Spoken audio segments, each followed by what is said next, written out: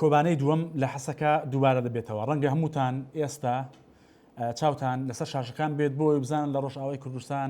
چی دەگوزارێت بە پێی ئەو سەرچاوانەی ئێمە کە لە ڕۆژئاوای کوردستان قسەمان لەگەڵ کردووە لە ئێستادا دۆخی ڕۆژئاوای کوردستان بەم شێوازەیە سەرەتا لە کۆبانەوە دەست پێ دەکەین لە کۆبانێ هێزە چەکدارەکانی دەوڵەتی سووریا عەرەبی لە دوو دەواازەوە دەیانەوێت بێنە ناو کۆبانەیە بەڵام شەڕ و ڕوبەڕووبوونەوەی سەخت هەیە لەویشیاندا کە ئەو دوو دەواازەیە چەلەبیە و سیرینن چەند جارێک هێزەکانیان تێخشکاندوون لە ئێستاژدا لەم خولەکە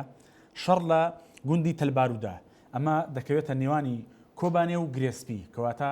لە نێوان گرێسپی و کۆبانەشدا 68 کیلومتر جیاوازی هەیە لە ئێستادا شەڕی قورس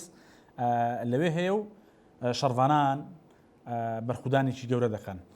یەکێکی تر لەو شوونانەی کە هەم ئەمڕۆ هەم لە سێ ڕۆژی ڕابردووشدا شەڕی تێدا بووە سزنی ئەقتانە لە لەقا وەک ئەو سەرچاوی باسی کرد دەوروبەری سزنەکە دەوردراوە و تەوەق دراوە بەڵام هێزەکانی پاراستنی ئەو زیندانە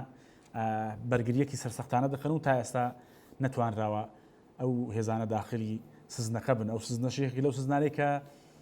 ژمارەیەکی زۆر سەرکردەی داعشی تێدایە و ئەگەر دەستی بەسەردا بگیرێت ڕەنگە مەترسی دروست بکات شەڕی گەورە و جەبهەی گەورە لە حەسەکەیە ئەمە وەک ئەو سەرچاوی باسی دەکرد ئەگەر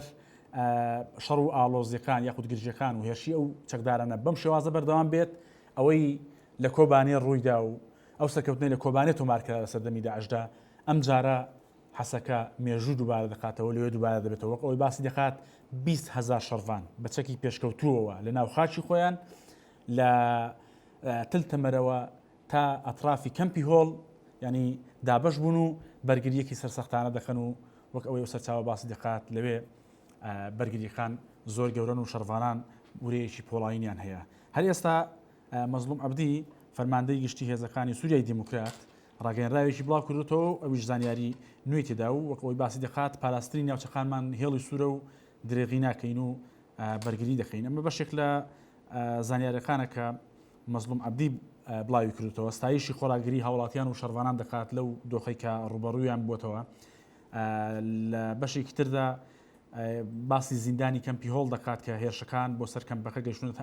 ئاستێکی یەکجار مەترسیدا سەر ڕێئۆیلانی نێودەوڵەتی یاغادەکراوەتەوە بەڵام پاشەخشایان کردو بۆ ئەوی ناوچە کوردیەکانیان بپارێزن